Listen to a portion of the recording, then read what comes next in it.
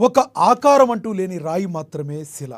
అదే శిల్పి చేతిలో అందమైన శిల్పంగా మారితే దాన్ని చూసి ఈ ప్రపంచంలో ముచ్చటి పడని వారంటూ ఉండరు.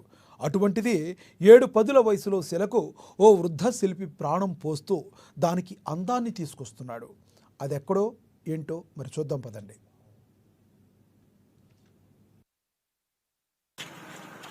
ఈ రాయి ఎక్కడదన్నట్టు దూరంకి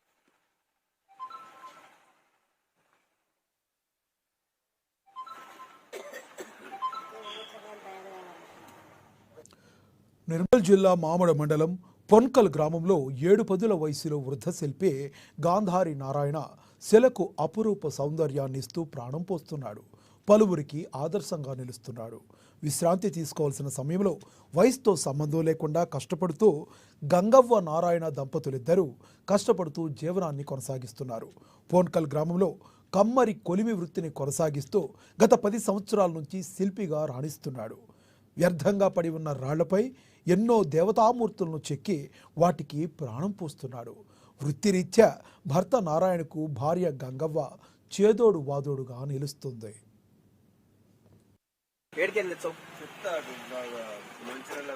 మంచిర్యాల అవతలికెళ్ళా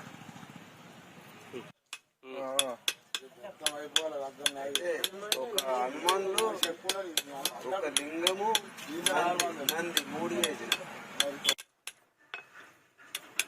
అనంతపేటకు భీమన్న గదాలు చేసిన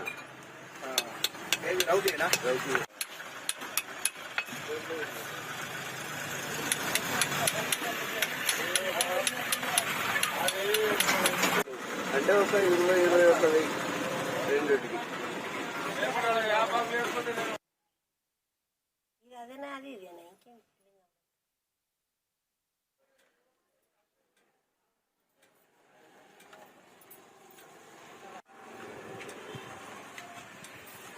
పిల్లలందరూ పొన్కల్ గ్రామము.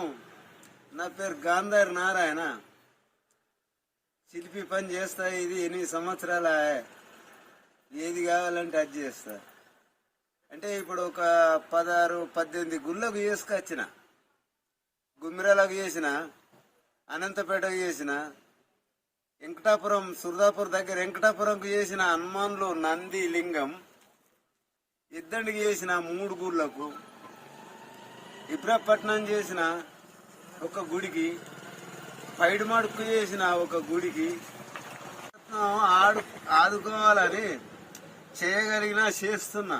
శ్రద్ధతోటి చేస్తే ఏదో నిర్మాణం ద్వారా నడుస్తుందని చేయగలిగింది. పొన్కల్ గ్రామము. నా పేరు గాంధారి నారాయణ. శిల్పి పని చేస్తా. ఇది 8 సంవత్సరాల. ఏది కావాలంటే అది చేస్తా. అంటే ఇప్పుడు ఒక